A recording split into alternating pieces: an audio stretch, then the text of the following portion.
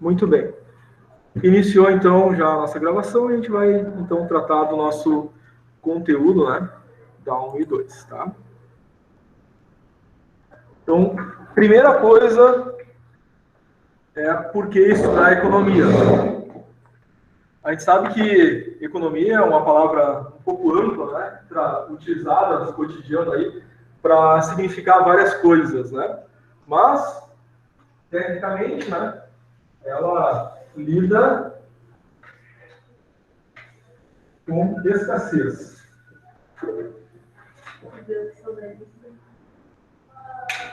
Então, seja a economia familiar, seja uma economia do indivíduo, seja a economia da cidade, do estado, do país,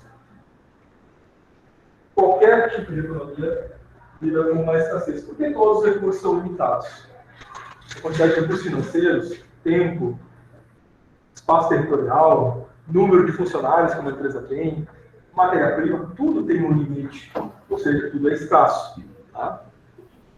Não sei se teve alguma mensagem no chat aqui. O pessoal está trocando mensagem no chat sobre o grupo no WhatsApp, né?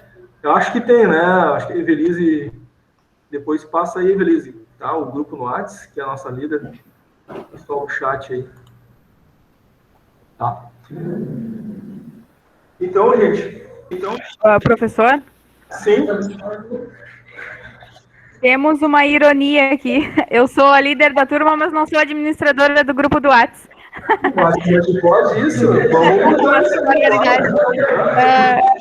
Eu vou pedir gentilmente que a Yasmin compartilhe aqui no chatzinho o link do grupo para quem não está poder ingressar. Certo. Obrigado, Evelise. Eu que agradeço. Então, vamos aguardar que a Yasmin faça essa gentileza para nós, né? É aquela história, né? A Evelise é a presidente, mas a Yasmin é a primeira-ministra do nosso país aqui, né? Mas vai dar tudo certo. Então, gente, economia de escassez, tudo é escasso, tá? Então, nós temos sempre, quando fala em economia, nós estamos num ambiente de limitações, restrições. Porque o tempo, o dinheiro, espaço territorial e etc. É tudo limitado. Isso é economia.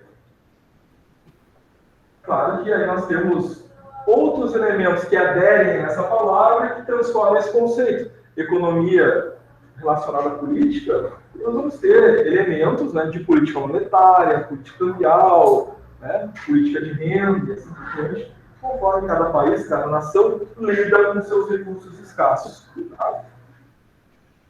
O pessoal que está online, sempre quiser fazer uma pergunta, gente, habilite o microfone, tá? Não deixe de participar.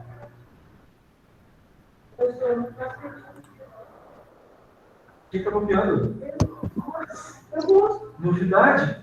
Nunca copiou nada. Não, vamos respeitar a hora que o bonitinho sempre copia as coisas. Mas eu vou te contar um segredo. Esse slide, depois você fala no Classroom. Mas é para fixar agora também. Tá. Se for copiar tudo, a gente não sai daqui meia-noite, 1 da manhã. Tranquilo. Muito bem, gente. Então, os líderes, administradores, gestores das empresas, assim como as famílias, têm que tomar decisões sobre recursos escassos. Então, qualquer um de nós sabe muito bem esse conceito, porque a gente tem um salário no mês, espero que todos tenhamos, né? A gente tem aquele salário no mês, e com aquele salário que a gente tem no mês, a gente toma decisões com esse recurso escasso. Um pouquinho a gente usa para pagar o gás, outro pouquinho para pagar a internet, outro pouquinho para pagar a internet, o que sobra a gente compra comida. Né? Primeiro vem o mais importante, é claro, né? Depois, né? Às vezes tem a prestação do carro, a prestação da casa, às vezes tem a prestação da escola, nunca deixe de pagar a prestação da escola, por favor, né? Porque aí eu dependo disso, né?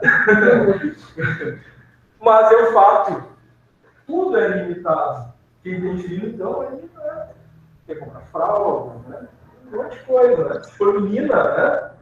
Mais cuidados a gente tem que ter ainda, né? Porque menina é sempre mais importante que menino, né? Não é verdade? As gurias concordam. Né? E elas que fazem tudo, né? As meninas que fazem meninos e as meninas. Né? E o homem não serve para nada, né? É só para pagar as contas. E olha lá, carrega essa porta. Isso. E para segurar a porta, no encosto ali, só para ficar, né, encostando, né? Se fazer uma reforma na casa, a gente não precisa. Mas fato é que a gente tem que tomar decisões sobre tudo isso, com o uso desses recursos escassos. O país da mesma forma. Imagina o território do Brasil. É grande, mas é limitado. O espaço que a gente tem para a cultura de trigo, feijão, milho, café, soja, cana-de-açúcar, é limitado. Ou seja, se o espaço é limitado, eu tenho que decidir quantos mil hectares eu vou produzir para essa cultura, quantos mil para aquela outra cultura, e tudo fica dividido. Se eu tomar uma decisão de produzir mais uma coisa, eu vou produzir menos a outra. Por quê?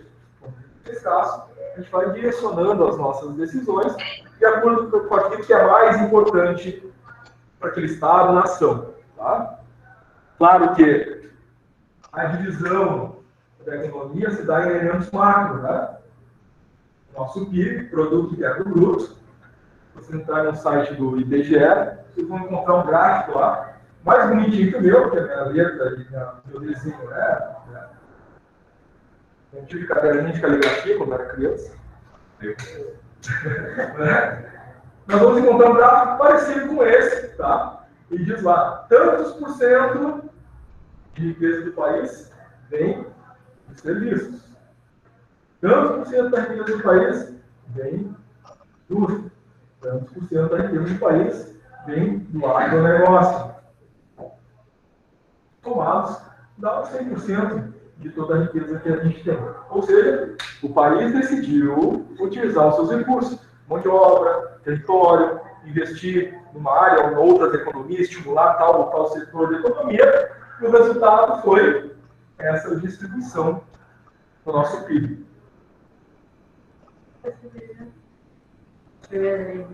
Serviços, indústria, agronomia. Letra exemplar. É que eu sou mil.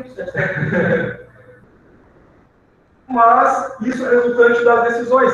Cada país vai ter uma variação, né, de distribuição do seu PIB de acordo com as decisões que tomou para usar os recursos. Certo?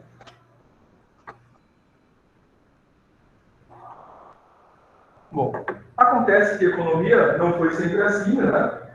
Nós temos um período que divide a nossa economia em termos de ciência.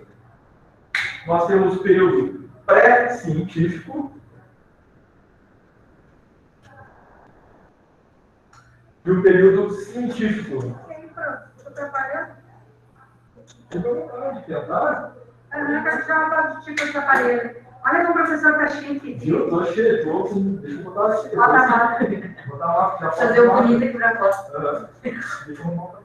Tá dando olho. Não, gente, tudo bem, eu já tinha comentado com o professor. E assim, todo dia de disciplina me apresentar para vocês, a maioria não me conhece, né?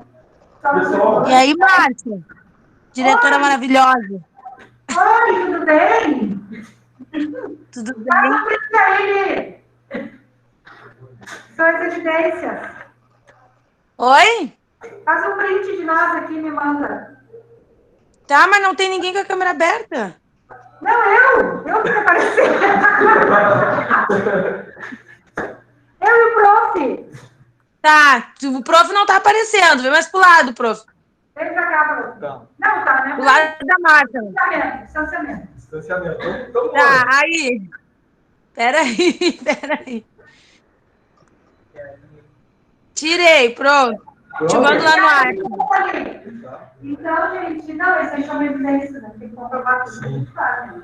Então, sejam todos bem-vindos, meu nome é Márcia, quem não sabe, serve uma das ordens. Então, que faça a eleição do líder, por favor. já temos Evelise, por aclamação, 4º mandato, e a vice dela, Renata, são a líder e a vice-líder. Tá, vai que me manda depois o nomezinho completo. Pode deixar, te mando também é e-mail. para fazer nota boa lá no Google, né? A gente avalia a escola, por favor. Não Pessoal, esqueçam, nota boa no Essa é a nossa diretora Márcia, não sei se você precisa de alguma coisa, falei com ela, principalmente dinheiro. Tá cheio de dinheiro. Beijo, meus amores. Boa aula, no final da aula, agora vocês aqui na frente. Muito bem, gente. Sempre que vocês ligarem para a escola, precisar de alguma coisa, vai ser a Márcia ou algum dos gurias da secretaria que vai atender vocês. Sempre muito solícita, né? Ela sempre está disposta a ajudar e fazer sempre o que for possível, né? Para tratar bem vocês. Então, se precisar, né? Procurem a Márcia. Uma pessoa excepcional. Tá? 2 períodos dividem a economia: o pré-científico e o científico. O que é o divisor de águas? O mercantilismo.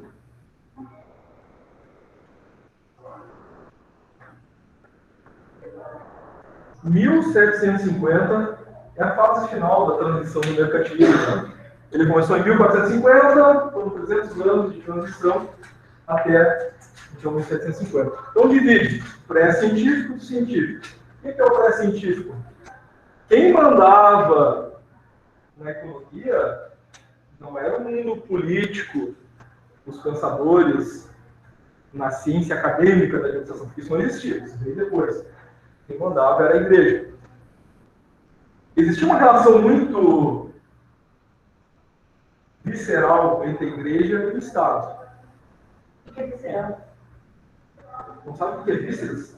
Muito envolvido. Isso é vital. Quando ele diz visceral, significa que é vital. Um é diretamente dependente do outro. Se não existisse o comando da igreja, não existia Estado. A igreja dizia o que fazer, como fazer, por que fazer, e punia se não fizesse do jeito que era para ser feito. Tipo, lucro é pecado, cobrar juros é pecado. Então não tinha cobrança de juros, não tinha. Isso é o pré-científico antes de 1450. Exceto a compra de perdão de alguém. Hã? Exceto a compra de perdão de alguém, daí não é lucro. Isso, as indulgências. Né? Aí sim, aí podia. Lucro de 100%, né? O famoso não é bem assim. É. Mas, exemplo, antes disso, tinha o feudalismo, né?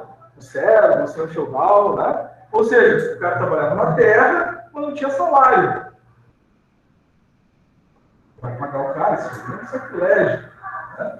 Então, trabalha para comer, para viver. Mas os burgueses, né, quem tinha afinidade com a igreja, tinha essas vontades. Isso era danoso para os Estados-nação. Então, o que aconteceu? Surgiu o mercantilismo, uma fase de transição de uns 300 anos, até essa desconexão, né? Essas vísceras se abriram e se desconectaram. Né? Foi o coração para um lado, né, e o pulmão para o outro. Ou seja, a igreja para um lado e os Estados-nação para o outro.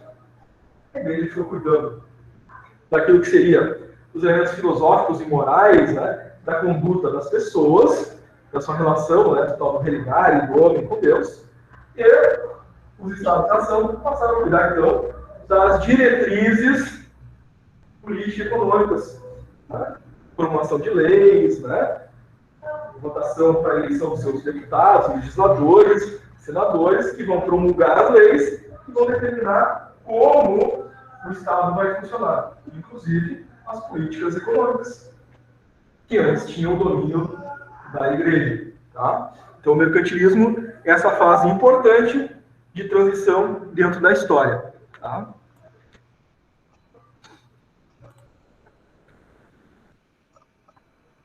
Muito bem. Características, então, do mercantilismo. Agora pode ter lucro, pode cobrar juros. Né? Outra característica é o balanço comercial. Importações e exportações passa a ser importante e controlado pelos países. Né? Quanto de recurso entrando, quanto de recurso a gente está enviando para fora. O lastro das moedas, que é o estoque de metais preciosos. Ou seja, o que garante que aquele papel, moeda, tem valor? O lastro. O lastro são os metais preciosos no mercantilismo. Ou seja, eu tenho lá reservas de ouro, de bronze, de prata, e eu emito papel moeda. Ou seja, se quem quiser aceitar esse papel, pode vir aqui no Tesouro do país, e ele te devolve aquele valor que detém em moeda em metais preciosos. É o que garantiu o valor do papel moeda.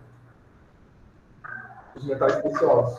Tá? Por isso os países tinham muito. Foi logo depois de 1750 que vocês tinham o papel Isso, moeda. nessa transição, tá? 1450, 1750. Não o papel moeda, mas o suporte dos metais preciosos para garantir o valor do papel moeda.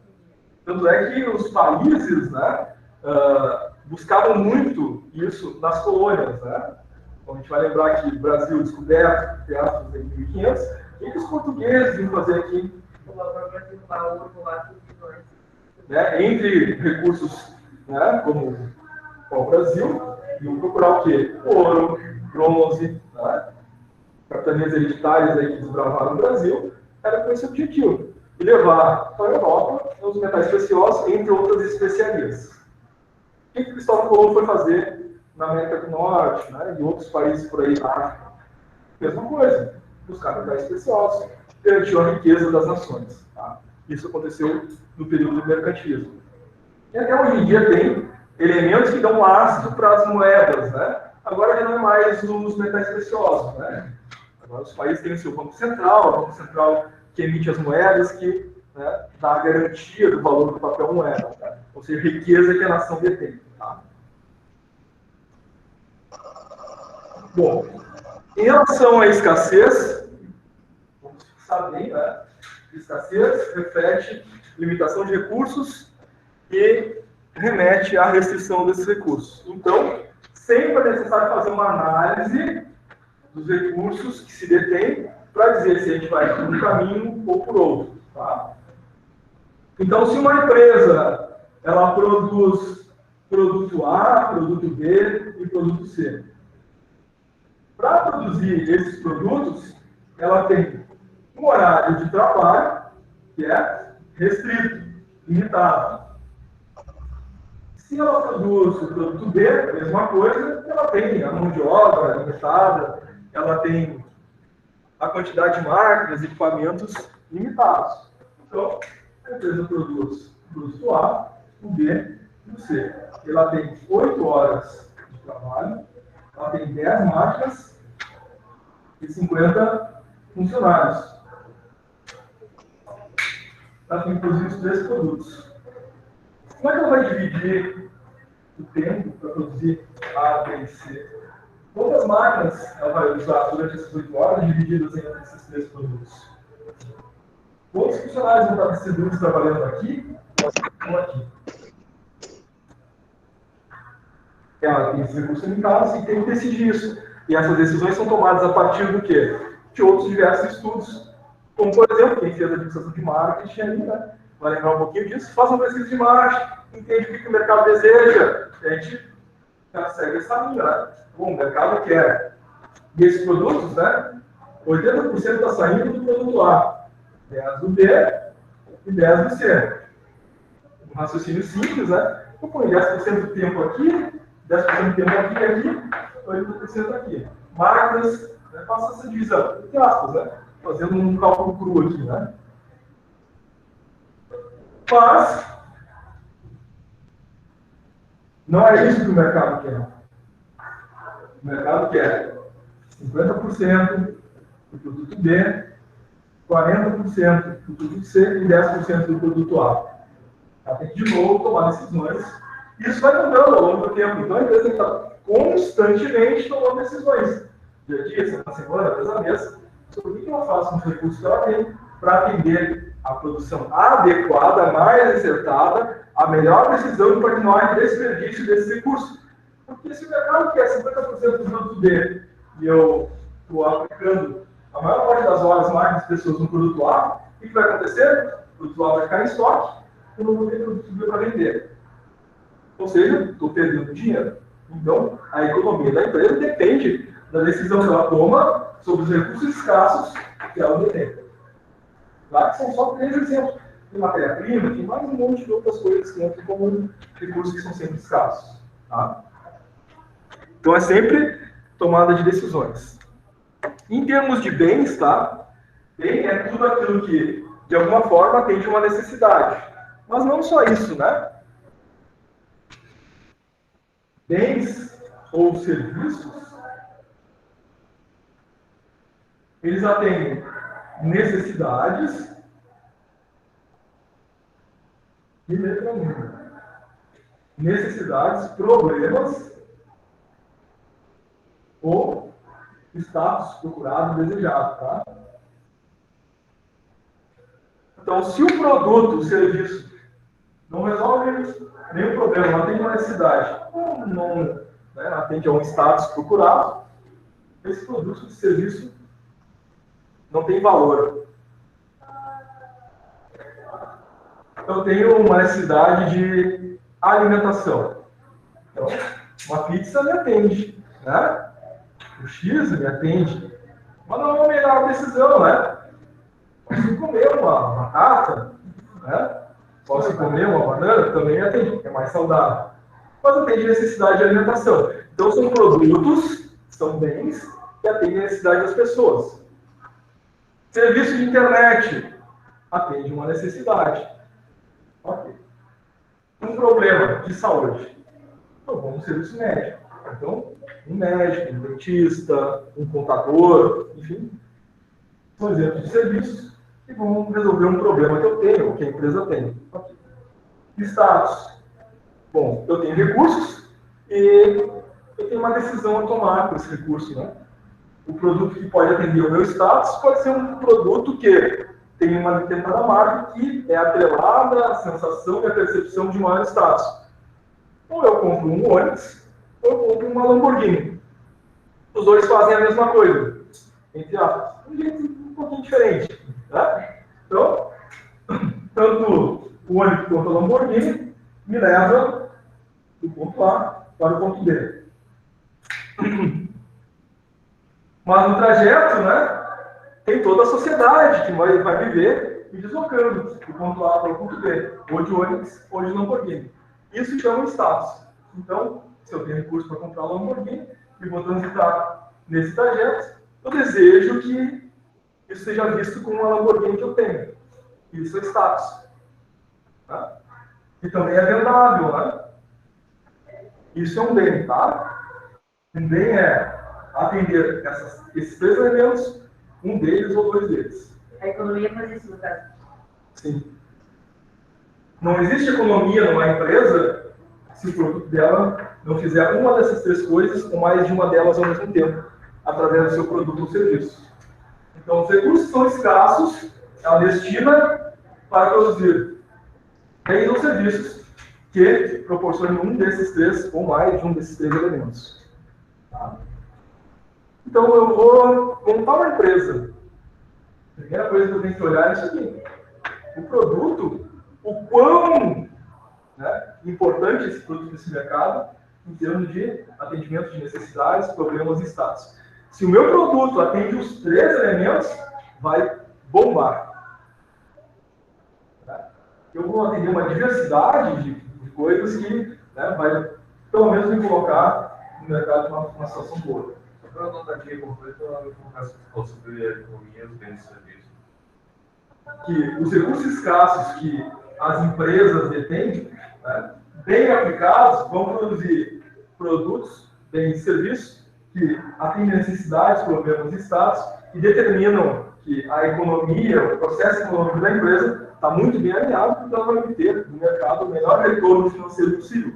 Mais vendável será esse produto ou esse serviço. Mais bolsoneta essa empresa vai botar na sua receita. Entende? Não chegamos lá ainda, né? Mas tem uma disciplina chamada contabilidade, onde a gente tem um elemento chamado DRE, demonstrativo do resultado do exercício. Quem já fez contabilidade? É uma disciplina do primeiro ciclo. Vocês vão passar por ela. A primeira conta que a gente tem no DRE da empresa é o ROB. Não é o Hotstart, né? Mas é o ROB. Receita Operacional Bruta. O que entra nessa conta aqui? Tudo que a empresa vende. Então, um elemento econômico importante. Tudo que ela vende, bens ou serviços, são feitos para atender necessidades, problemas e status de um mercado consumidor.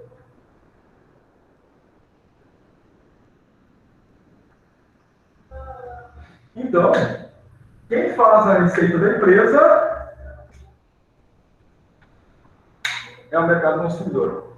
Esse mercado é também escasso, limitado, disputado por tantas outras empresas competidoras dentro desse mesmo mercado. Por isso eu tenho que fazer o melhor produto, que atenda às melhores necessidades, problemas dos status buscados pelos clientes, para que eu tenha o melhor resultado econômico financeiro para a minha empresa. Ao ter dado, eu tenho que fazer isso, né? Não é verdade? E está me devendo a camiseta do Alcatara, né? Eu me lembro. Eu vou te dar uma camiseta da minha empresa. Eles nem sabem, né? Mas o pessoal está na disciplina anterior, montaram um projeto de empresa, né? Uma das empresas é a Alcatara. Tem lá no Existe mesmo, né? Muito bem. Então, basicamente, eu entendi, a economia ela tem que atender às necessidades e problemas, uma boa economia, no caso. Isso, pensando na economia da empresa. Isso. Tipo, tu não pode ser que tu não faça, né? Mas uma boa economia, ela tem que atender às necessidades, problemas e o status daquela empresa. Isso, dos clientes daquela empresa. Sim. Tá? Porque ela vai ter mais receita. Bom, a soma das receitas das empresas, serviços, comércio, agronegócio, indústria, a soma de tudo isso e mais algumas outras coisinhas formam aquele PIB que a gente viu agora há pouco, né? Que é a riqueza da nação do país. Então está tudo ligado, né? A economia é muito importante. A economia é muito importante. Dentro da nossa realidade individual, dentro da realidade das empresas, dentro da realidade do Estado, nação, né? Do país. Tá? Nós temos nessa divisão os bens livres e os bens econômicos, tá? Os bens livres são aqueles que a gente não precisa realizar maior esforço para obtenção. Água, ar, energia solar, por exemplo, estão livres na natureza, não demandam necessariamente um esforço direto ou primário da humanidade para sua obtenção. Se eu quiser tomar sol, vou na rua. Se for de dia, né? Fala de frase de novo. E a água não fala Não demanda. Não demanda um esforço da humanidade para a obtenção. Teoricamente, né? Então, uma natureza. Água, luz solar, ar. Ligar que nem mais é banheiro, olha só. Tem gente que eu estou tentando ensacar dentro aí, mas não tem como ensacar dentro para vender, né? Então, lá para aí, respirar livre de corona. Os slides vão dar. Vão para cima. Tá? Se quiser copiar, né, mais os slides vão estar lá. Tá? Os bens econômicos, esses demandam esforço. Então, esses aqui, os bens econômicos. Bens ou serviços, né? Ou seja, demanda esforço humano das empresas. A gente precisa manufaturar, a gente precisa prestar aquele serviço, realizar esforço para obter aquele bem, né? Para fazer, para produzir, manufaturar um determinado bem. Então, essa é a primeira divisão que a gente tem, os bens livres e os bens econômicos. Tá? Nós temos a divisão em macro e microeconomia. A microeconomia são dos indivíduos, nos seus diferentes papéis. Então, nós temos investidores, consumidores e trabalhadores. Então, a gente pode ser os três indivíduos ao mesmo tempo, um deles, né, dependendo do papel que a gente tem na sociedade, né, dentro dessa economia. Mas a minha realidade, a microeconomia do indivíduo, né, daquele profissional, daquele consumidor. Na macroeconomia, nós temos os elementos que estruturam a economia de uma forma mais ampla, né? Do país, do estado, da cidade. Tá? Em geral, são dados como índice geral de preços, né? Inflação, juros, balança comercial, né? Câmbio, o PIB. Esses são elementos macroeconômicos, ou seja, determinam parâmetros para a gente identificar que rumos a economia geral do país está tomando. Então, é uma visão maior, mais ampla. É a macroeconomia. A microeconomia é essa, né, do indivíduo que a gente falou. Como a escolha, a tomada de decisão, pressupõe, né, que a gente precisa pensar sobre os elementos escassos, a tomada de decisão é o elemento mais importante nas escolhas, né? Esses indivíduos, dentro das empresas, são os gestores, ou administradores, contadores, profissionais de RH, profissionais de marketing, profissionais de contabilidade, porque estes vão tomar decisões sobre os recursos que são escassos. Então, a gente vai precisar produzir uma quantidade maior de produtos para os próximos 6 meses ou para o próximo ano. Já está previsto, né? Uma expansão para a empresa, enfim. Bom, isso vai mobilizar a decisão dos gestores nas suas diferentes áreas. O RH vai ter que contratar mais gente, o pessoal da logística lá, a empresa vai ampliar, vai ter que reorganizar o estoque, o pessoal da expedição, do marketing, do comercial, de vendas. A diversidade de contratos da empresa vai aumentar, os contadores, a parte financeira, a empresa vai trabalhar mais. Então, isso vai alterar todos os elementos de gestão e de tomada de decisão dentro das suas diferentes áreas dentro da organização. Tá? Então, todos nós do eixo de gestão de negócios vamos lidar constantemente, a partir de diferentes níveis que a gente estiver dentro da organização, com tomada de decisões. Seja, né, um administrador, um gestor, né, em nível operacional, em nível estratégico, ou em nível tático, nós vamos estar sempre lidando com tomada de decisões. Certo? Bom, outro elemento importante classificado na economia é a economia planificada e economia de mercado. Tá? É uma decisão, em geral, do Estado sobre como a economia vai ser trabalhada naquele Estado-nação. Quem define isso são os legisladores no Brasil, Câmara Federal, né, Senado, junto ao Poder Executivo, que determinam os rumos da economia do país. No Brasil, por exemplo, né, nós temos uma democracia e um Estado capitalista. Puro? Não, né? A gente tem alguns elementos, né, socialistas. Porque no nosso país, uma democracia, nós temos 33 partidos, né? Então vai, né, desde os liberais, né, capitalistas, até os partidos sociais-democratas, até os partidos comunistas, né? PCdoB, enfim. Então a gente tem um matiz muito grande, né, no Brasil, sendo que políticas macroeconômicas são, em geral, capitalistas liberais. Agora, políticas sociais, né, vão em alguma linha, às vezes um pouquinho mais, às vezes um pouquinho menos, dependendo das décadas, dos períodos históricos de quem está no poder, vai para algumas linhas mais socialistas, no que diz respeito, né, a benefícios sociais. Né? Então, para nós aqui no Brasil, já desde a década de 50, lá com Getúlio Vargas, né, teve muita política na área social, né? Criação de direitos trabalhistas, carteira de trabalho, aposentadoria, férias, 13º, seguro-desemprego. Isso tudo segue uma linha social, ou socialista, que muitos países, por exemplo, no mundo, não têm. Se a gente for para alguns países aí, as pessoas trabalham, não tem carteira assinada, não tem férias, não tem 13º, não tem seguro-desemprego.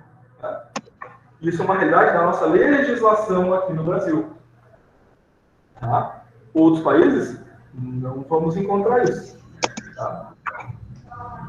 Temos países puramente de mercado, economia de mercado, alguns sim, poucos até. Tá? Temos alguns países puramente de economia planificada, socialista, alguns, poucos até. Cuba, Venezuela, puramente socialista, talvez só esses dois. Aí vamos dizer assim, mas e a China? A China não é puramente socialista. A China ela tem uma economia macro-capitalista.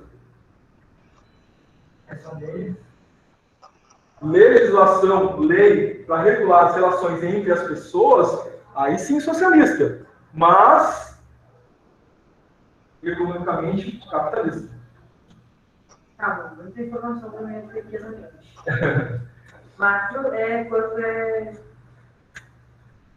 A macro são aqueles elementos que a gente falou, por exemplo, inflação, renda, preço, PIB do país, inflação, juros, moeda. Direitos.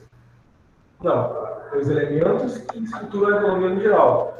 direitos do indivíduo, do cidadão, podem estar na economia planificada, centralizada socialista. Ou seja, tudo para o Estado, nada para o Estado. Economia planificada é isso. Ou seja, tudo que é teu, é meu. Tudo que é teu indivíduo, é meu. Tudo que é teu empresário, é meu. É do Estado. Um Estado puramente socialista, tá? Ou seja, tudo é meu. Aí depois eu vejo o que eu vou dividir para cada um, repartir de forma equilibrada, igualitária entre todos. Ou seja, uma economia planificada. O capitalismo, entre aspas, seria um movimento contrário. Eu vou controlar a política monetária, a política cambial, a política de renda, e o resto todo fica para a iniciativa privada. Tá? Claro que puramente, economia de mercado puramente planificada, é poucos casos. Puramente planificada, é uns dois aí, né?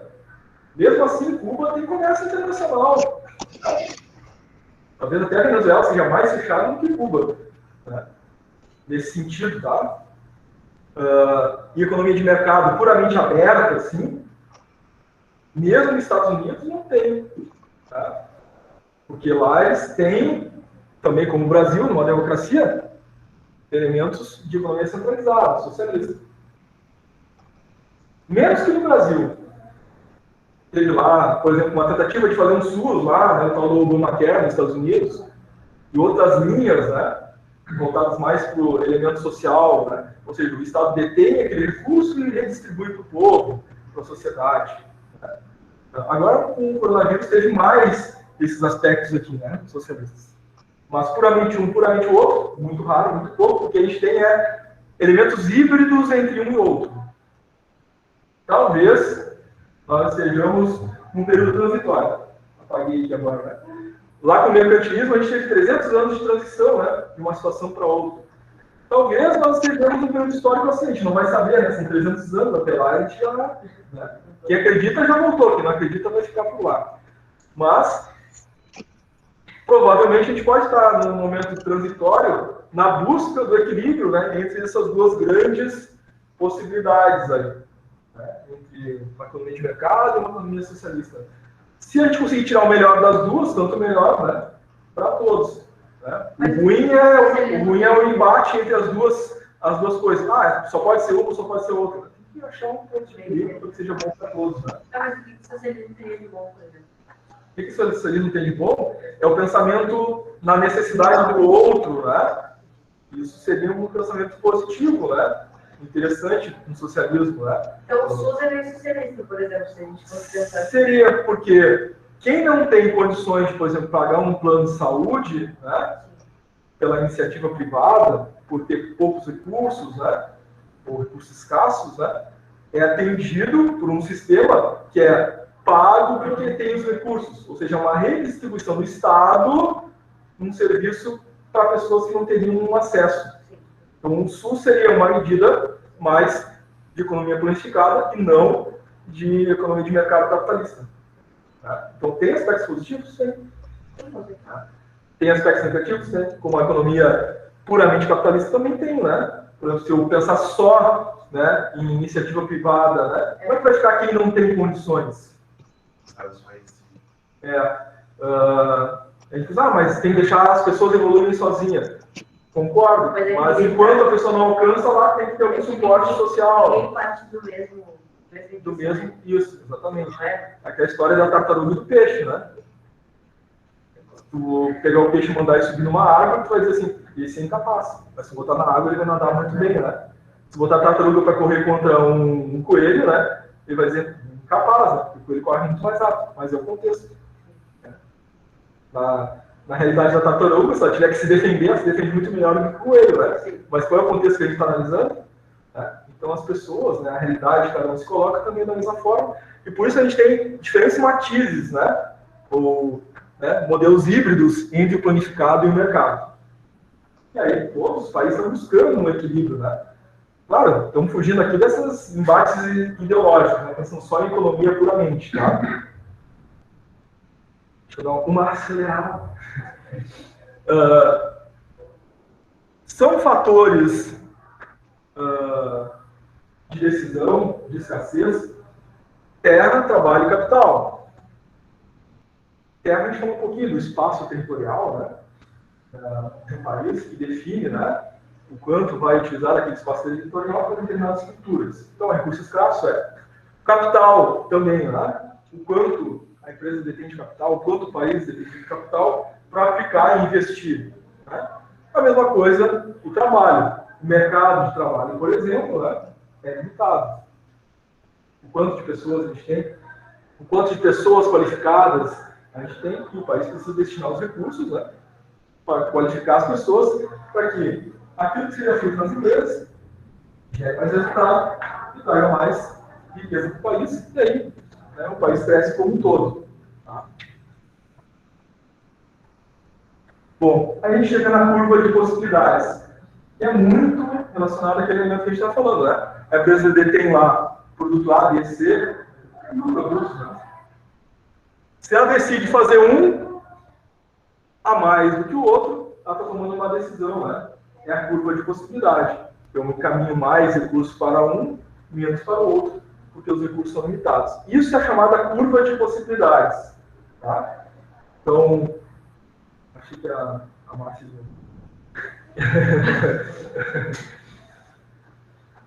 Tudo bem? Tudo bom. Onde é que tu vai? Não pode. Então, na economia, nós temos pressupostos básicos, tanto para análise da macro quanto na microeconomia, tá? Um desses elementos é o tal do ceteris paribus. Que nome ruim esse, né? Um palavrão, né? O que significa? Que, tomando uma variável para análise, nós consideramos todas as demais constantes. Ou seja, eu vou analisar a inflação e vou esquecer juros, renda, né? Entre outros elementos. E vou analisar só a inflação. Tá? Isso é o ceteris paribus. Todo o resto é constante. Juros, taxa cambial, emprego, renda, tudo é constante, nada varia.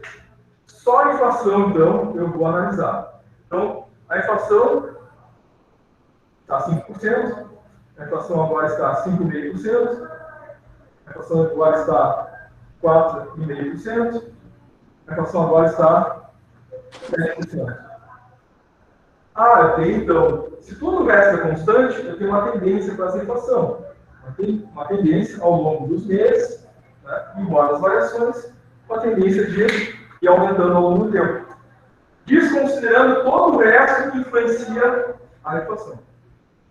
Uma dúvida. A inflação se basa principalmente no quê? A inflação, nós temos diversos índices diferentes, mas tomando, por exemplo, o índice geral de preços, tá? Nós temos um índice que mede os elementos da cesta básica, por exemplo. Né? Então, a cesta básica, que é o consumo médio das pessoas, né? Ela sofre alteração de preço ao longo do tempo. Então, tem uma cesta de produtos na cesta básica. Inclusive, isso está lá no arquivo do trabalho disciplinar de vocês. Né? A cesta básica hoje está custando R$300. Tá? Digamos, chutando, mas é por aí. Mês que vem, ela está custando 310. Teve uma variação de 0,5%. Então, estava 5% a inflação da cesta básica, subiu para 310. Estou chutando aqui, né? Nem é 0,5%, mas subiu então mais 0,5%. A gente está projetando, através do índice, o que está acontecendo com o preço da cesta básica, em termos percentuais. Tá? Mas eu tenho cestas de produtos diferentes. Eu tenho índices de inflação relacionados ao mercado imobiliário ou a outras cestas de produtos. Por isso a gente tem diferentes índices de inflação, tá? Que são considerados. Isso é medir a inflação, ou seja, a variação de preços daquela cesta de produtos dentro de um determinado intervalo de tempo. Tá? O que aconteceu, por exemplo, com IPCA, IGPM, que são diferentes índices de inflação que consideram diferentes parâmetros e elementos. Tá? Alguns são utilizados, por exemplo, para correção de contratos de aluguel, né? E outras coisas. Mas considerando a inflação, né? E nada mais, a tendência seria essa aqui. Mas, claro, a economia, né, não é só a análise individual, né, dos elementos. Então, nós temos, né, outros princípios, como preços relativos. Eu posso analisar o preço de um produto em relação a outros produtos. Então, o preço do tomate gaúcho, né, em relação ao preço do tomate Itália. Eu faço uma comparação, né? Tem uma diferença entre os dois, e são preços relativos. Então, eu tenho produtos diretos, eu consigo fazer a relação de preço.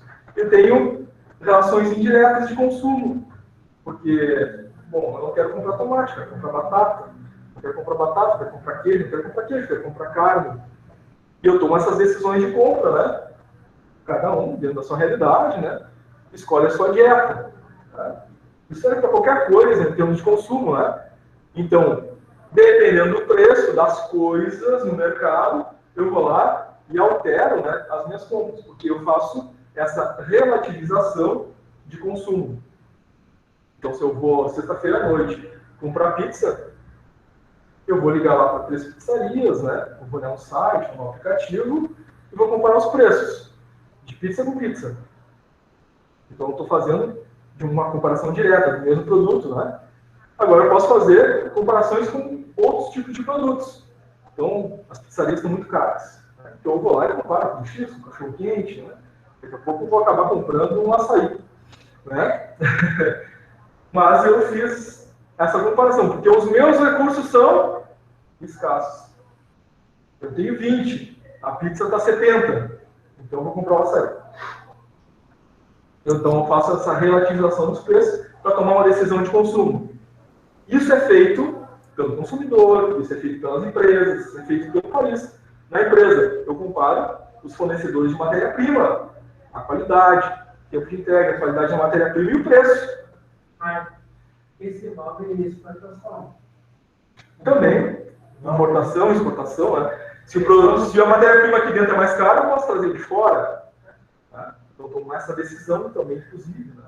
Tá? Esses são os nossos preços relativos. E temos lá o princípio da racionalidade, que aí é a decisão do consumidor. Né?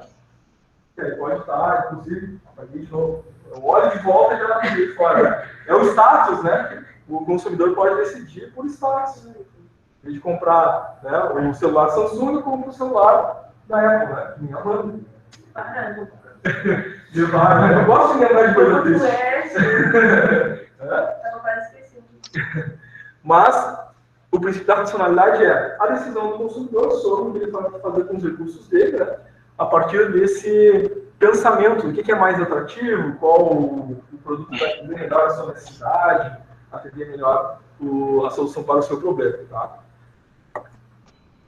Preciso acelerar bastante mesmo agora. Estudo da demanda. Então, nós temos, claro, a relação de consumo, né,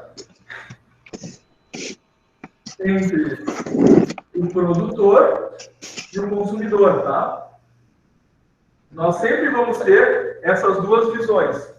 A visão do produtor e a visão do consumidor. A demanda é a visão do consumidor.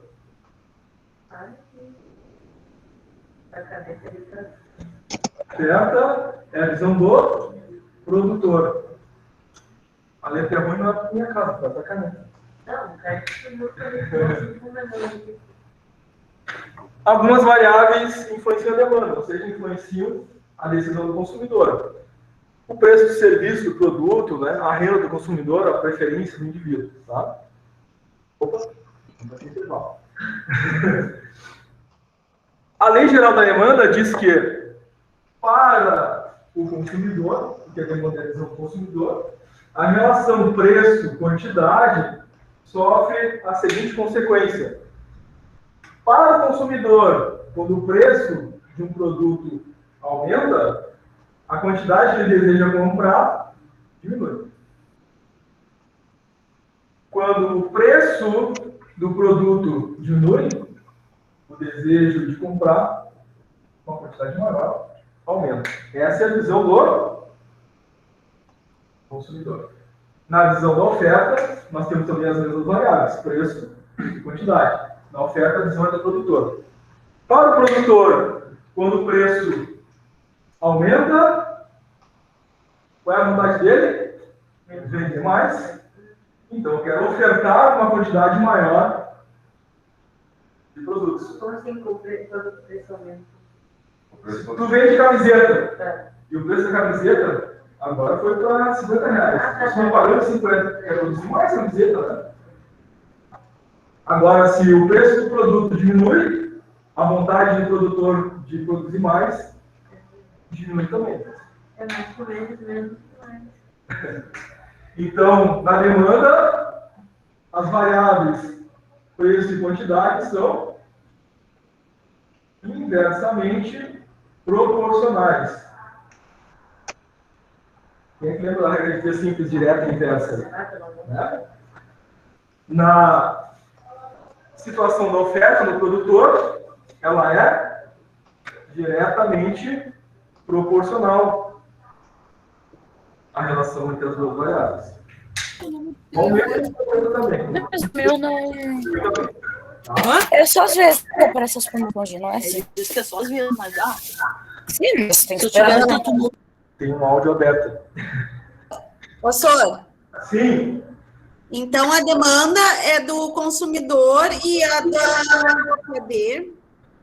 A da oferta é do consumidor, isso? A oferta é a visão do produtor, a demanda, a visão é do consumidor. Tá. Certo? Nós temos uma curva de demanda e uma curva de oferta.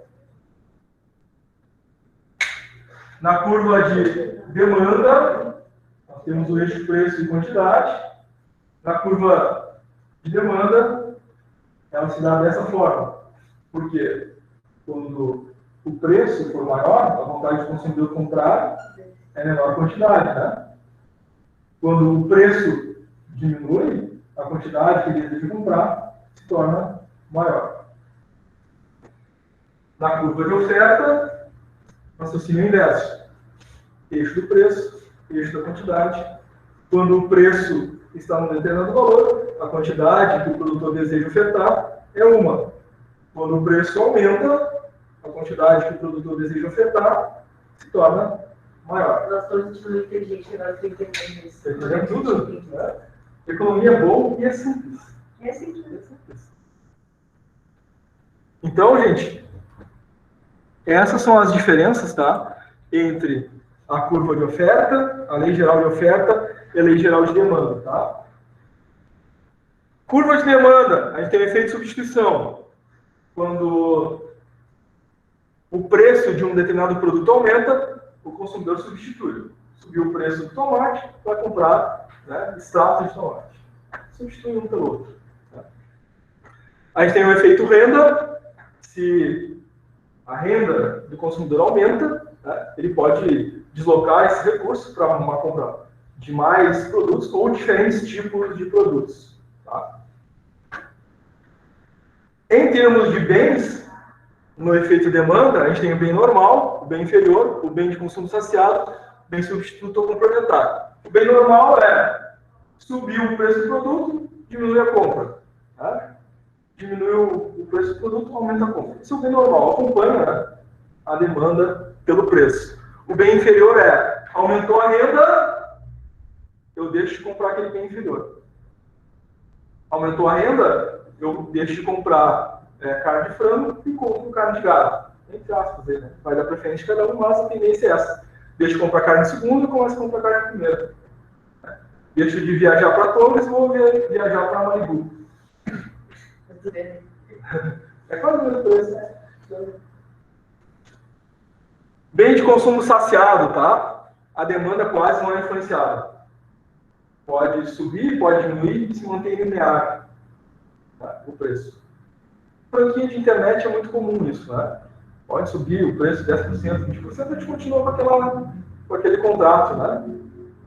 Combustível é a mesma coisa, você continua usando o carro, né? Subiu 50 centavos, subiu 30, subiu 10, Sim, porque é uma subiu 20. necessidade dispensável. Porque tem que consumir água, a mesma coisa, energia elétrica, são bens de consumo saciado, tá? Bens substitutos, a gente falou, né? Substituição de um pelo outro, e os bens complementares. Se eu compro mais pão, automaticamente eu vou consumir mais margarina, maionese, queijo, presunto, por diante. Tá? Muito bem. Temos um exemplo aqui de função de demanda, tá? Importante, gente. Tanto a função demanda quanto a função oferta é uma função que vai ser dada no enunciado do exercício para vocês. Então, cada exercício tem uma função diferente. Quem vai fazer depois economia, estatística, na graduação, vai descobrir como é que chega nessas funções. Para nós, em biblioteca, a função já é dada. Tranquilo? Então, aqui é uma função demanda. Variáveis. D é a quantidade demandada e P é o preço. Quando o preço é R$1, qual é a quantidade demandada? 2 vezes 1, 2.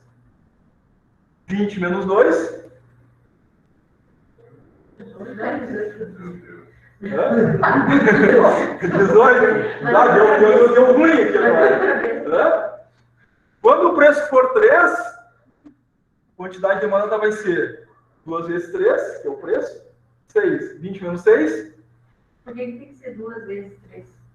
Aí é o segredo do negócio. Essa função, para nós, ela é dada, tá? Ela já é tipo um cálculo certo, tipo uma máscara. Tipo, não existe. Não é uma fórmula, é uma função. Para cada produto e contexto no mercado, essa função pode ser alterada, tá? Professor? Sim, claro. É tipo aquilo que a gente estava falando no aula de marketing, tipo, tem, por exemplo, vou jogar uma camiseta, vou gastar 10 pila fazendo a camiseta, 5 pila na serigrafia, né? Eu preciso adicionar o valor, aquele cálculo? Não é cálculo de preço, né? De venda. Aqui é de demanda, de quantidade. Então, o preço é dado e eu vou saber quanto do meu produto vai ser demandado a depender do preço. Vender camiseta, por exemplo, a R$1, vai estar barato essa camiseta, eu vou querer. 20 menos 2 vezes 1. Quantas camisetas o teu público vai querer? 18. Agora, se subir o preço da tua camiseta para R$3, 2 vezes 3, 6. 20 menos 6, aí teus clientes vão comprar apenas 14. Se tu subir o preço, quanto é que está ali? R$6. Para 6, 2 vezes o preço 6, 12. 20 menos 12? Quanto? 8. Viu, gente? Não errei. Então, aqui é a quantidade que os clientes querem comprar a partir do momento que o teu produto está valendo o preço. Tu vendia 18 camisetas a R$1. Agora, quando subiu para 13, tu vendeu para 14. Quando subiu para 12... Mas eu não entendi isso. Não é que eu não acabei. Por que tem que ser... O que isso significa? É demanda. Isso é uma função de demanda, tá? Ela quer saber por que tem essa função aqui. Isso é determinado pela análise dos economistas e da estatística sobre o consumo daquele produto, dado o histórico econômico das diferentes variáveis na economia para aquele produto. Isso é determinado por alguns cálculos, que não é o nosso objetivo aqui no curso técnico, né? Mas na economia, estatística, o pessoal chega nessas funções aí. Mas tem que fazer um estudo um pouquinho mais longo, né? É um cálculo razoavelmente mais longo que esse. Isso. Imagina um difícil. Tá? Então, gente, a demanda vai diminuindo à medida que o preço aumenta. Função demanda, visão do consumidor. Não foi isso que a gente viu aqui? Inversamente proporcional, o preço aumentou, a quantidade demandada diminuiu, tá? E eu vou dar uma aceleradinha aqui para a gente conseguir falar da função oferta, tá? Muito bem. Na lei geral da oferta, o raciocínio é o contrário, tá? Visão do produtor. O produtor quer ofertar mais quantidade se o preço aumentar. Então, nesse exemplo, agora nós temos uma função oferta. A função oferta é dada pela letra S ou letra O. Nesse caso, para esse produto, nesse contexto, nessa realidade, cada produto terá o seu contexto, a sua realidade. A função é S, função oferta, menos 8 mais 2P. Se a saca da soja é R$9, quanto o produtor deseja vender a R$9?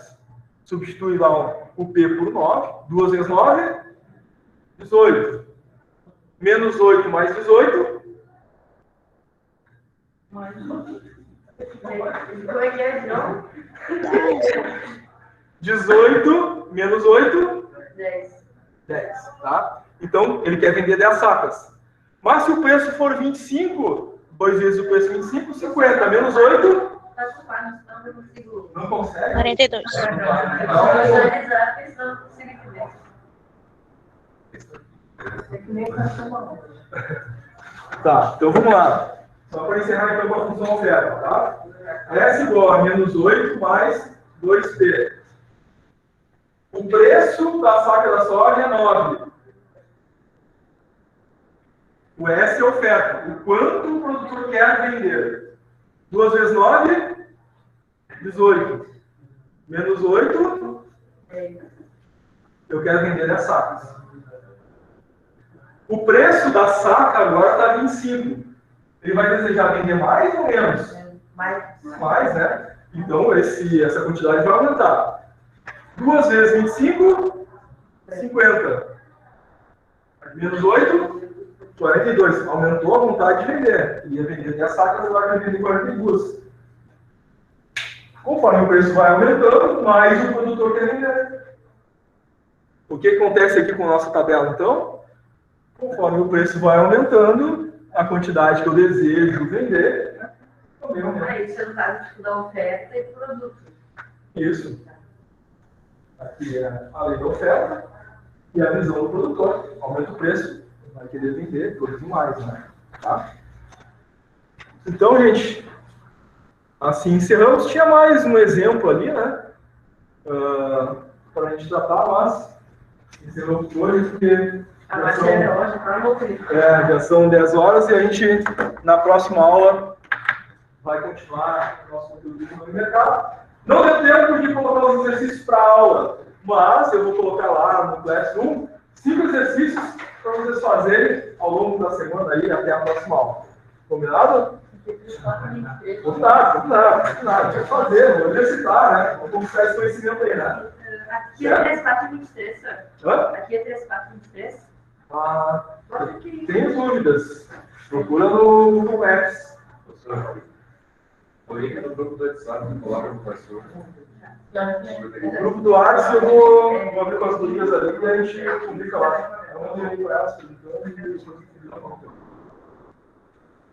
Tranquilo, gente? Dúvidas, perguntas? Tudo certo? Tudo certo. Então tá. Se assim, na quarta-feira que vem estamos aí de novo. Tá? Pessoal do online, alguma pergunta, alguma dúvida? Já vai ter atividade para fazer hoje? Eu vou colocar exercícios, tá? E aí os exercícios estarão lá no Classroom para vocês fazerem ao longo agora dos dias até a próxima aula, tá? Só no início da aula que vem, tu acha que tu consegue retomar um pouco desse assunto? Claro, conseguimos sim. Tá, é porque eu entendi um pouco, só tive algumas dúvidas, mas aí eu deixo para a próxima aula. Tá, a gente retoma, anota também as dúvidas para não esquecer. Sim, vou dar uma lida lá. Isso, pede a palavra e faz as tuas dúvidas na próxima aula. Tá? Hoje era a primeira aula, né? Então eu tinha contato pedagógico, por isso que alongou um pouquinho. Eu sei como é a primeira aula. Sim. Fernanda levantou a mão. Quer falar, Fernanda? Isso. Essa aula vai estar disponível lá no Classroom? Isso. Conforme combinado, depois as gravações estarão lá, tá? Tá bom, muito obrigada. Pode deixar. Desejo, então, uma boa noite a todos cálculo vocês. renal, professor.